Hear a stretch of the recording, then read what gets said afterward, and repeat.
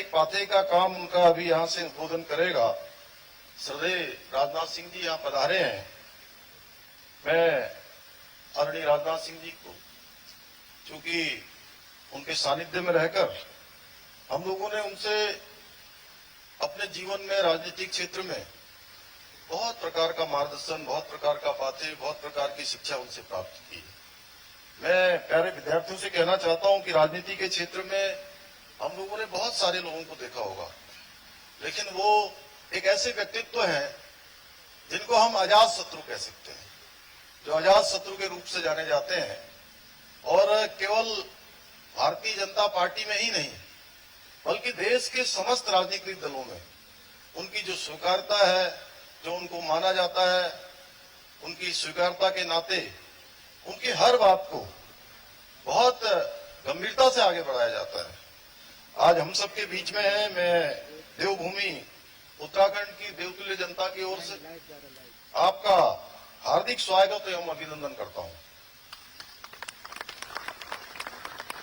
मैं चाहूंगा कि एक बार जोरदार तालियां बजा के आप सब लोग उनका स्वागत करें। आपका मार्गदर्शन निश्चित रूप से हम सभी को, विशेष रूप से यहाँ उपस्थित हमारे युवा विद्यार्थियों को एक नई ऊर्जा, नई प्रेरणा और नव चेतना प्रदान करेगा। आदरणीय रक्षा मंत्री जी, देश को रक्षा क्षेत्र में आत्मनिर्भर बनाने के लिए आपके नेतृत्व में जो अभूतपूर्व कार्य किए जा रहे हैं, वो भूतो न भविष्य की। आप देख रहे होंगे, हम सब लोग सैनिक परिवेश में रहने वाले प्रदेश के लोग हैं। पहले के समय में किस प्रकार की स्थितियां होती थी, आज अगर कोई दुश्मन हमारी ओर आंख उठाता है तो हमारी सेना उसका मुंह तोड़ जवाब देती है।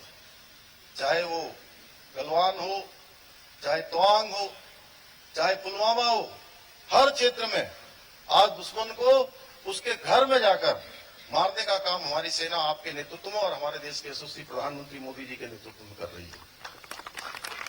अंत्योदय को समर्पित आपका संपूर्ण राजनीतिक जीवन हम सभी को प्रेरणा देता है। भारतीय सेना के क्रांतिपूर्ण जवानों को सशक्त बनाने में आपकी प्रतिबद्धता, आपका संकल्प अनुकरणीय है। भाइयों बहनों, मैं कुछ दिनों पूर्व ही आप सबके बीच में इस विश्वविद्यालय में उपस्थित हुआ था।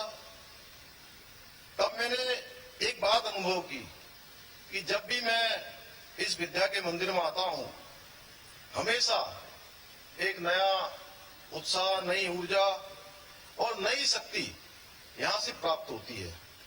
शायद यह सब परम श्रद्धेय स्वामी राम जी की सूक्ष्म ऊर्जा का प्रताप होगा, जिसके बारे में हमारे विजय भाई ने यहां से बहुत विस्तार से जिसकी व्याख्या की है। परम श्रद्धेय स्वामी राम जी की दिव्य प्रेरणा से अलंकृत यह ज्ञान का मंदिर उत्तराखंड राज्य में उच्च शिक्षा का प्रचार और प्रसार करने में अग्रणी है।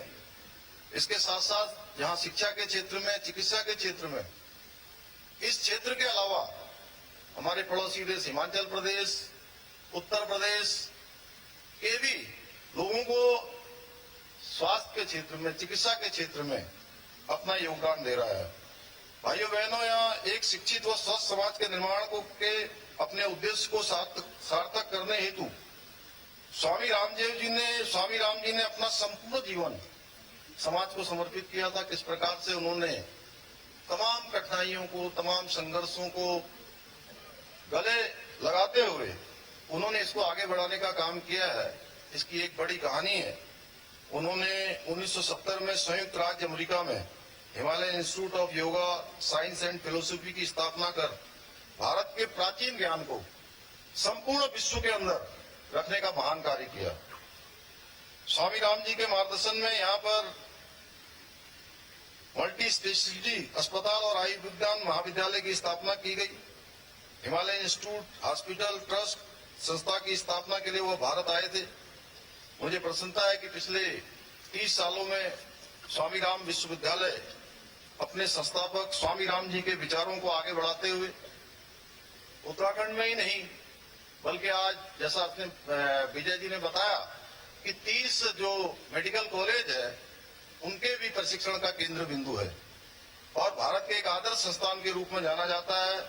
यह संस्थान चिकित्सा, शिक्षा, जन कल्याण और मानव सेवा के क्षेत्र में नित नए कीर्तिमान स्थापित कर रहा है।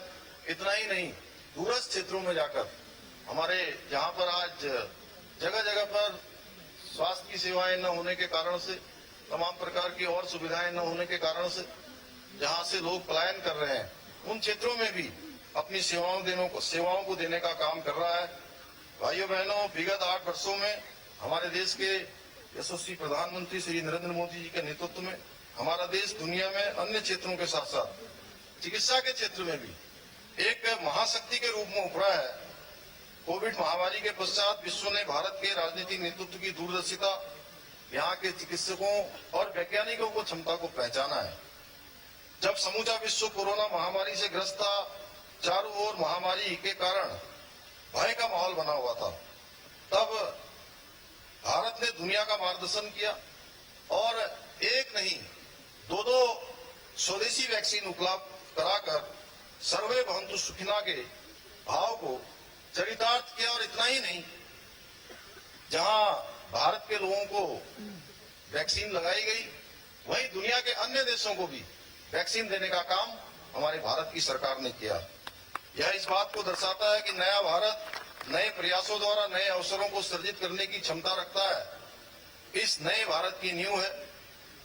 देश को महामारी से बचाने के लिए हमारे चिकित्सक वैज्ञानिकों ने जो अथक परिश्रम किया है, उसकी जितना प्रशंसा की जाए वो कम है।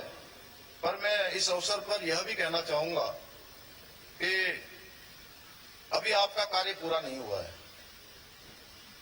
क्योंकि कोरोना महामारी ने फिर से दस्तक दी है, जिसके लिए हम लोग पिछले कुछ दिनों से लगातार अपनी तैयारियां कर रहे हैं, सभी को सचेत कर रहे हैं, सभी को जागरूक कर रहे हैं और सतर्कता से सभी सावधानियां बरतते हुए आगे की तैयारियां भी कर रहे हैं। मुझे पूरा विश्वास है कि एक बार फिर से आप लोग इस वायरस से भी दो हाथ करने के लिए तैयार हैं, है ना तैयार?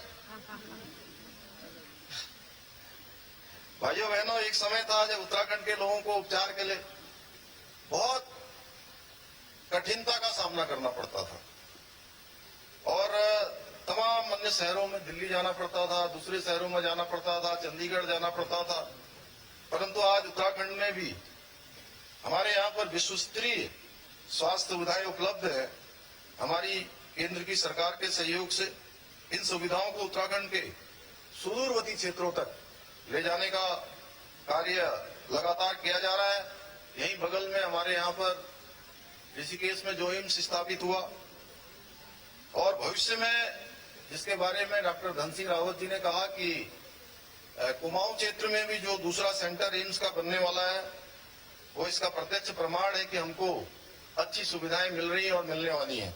भाइयों बहनों, आदरणीय मोदी जी ने 21वीं सदी के तीसरे दशक को उत्तराखंड का दशक बताया है। इस बात को धरातल पर उतारने एवं चरितार्थ करने हेतु हम सभी को विकल्प रहित संकल्प के मंत्र को अपनाकर मजबूती और तत्परता से अपने कर्तव्यों को निभाने की आवश्यकता है। आज इस कार्यक्रम द्वारा विश्वविद्यालय के छात्राओं को जो विभिन्न उपाधियां प्राप्त हो रही हैं, मुझे विश्वास है कि आप सभी जितने भी आज के उपाधि धारक हैं, वो विभिन्न क्षेत्रों में जाएंगे और विभिन्न क्षेत्रों को अपनी सेवाएं, अपना नेतृत्व प्रदान करने का काम करेंगे।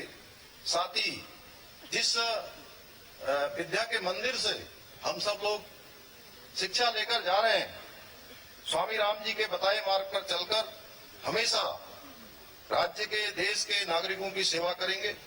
इस विश्वविद्यालय का नाम रोशन करेंगे, अपने माता पिता का नाम रोशन करेंगे, अपने गुरुजनों का नाम रोशन करेंगे, देश और प्रदेश का नाम रोशन करेंगे।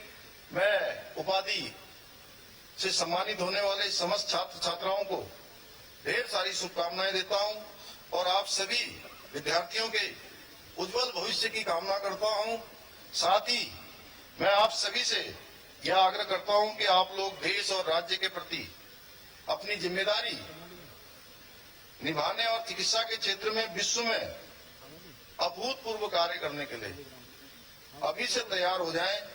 क्योंकि आपका भविष्य है और विभिन्न क्षेत्रों में जाकर जो हमारा ये अमृत काल है, उस अमृत काल में जो आज उपाधि धारक निकले हैं उनकी विशेष भूमिका होने वाली है। नए भारत के निर्माण में उनका विशेष योगदान होने वाला है।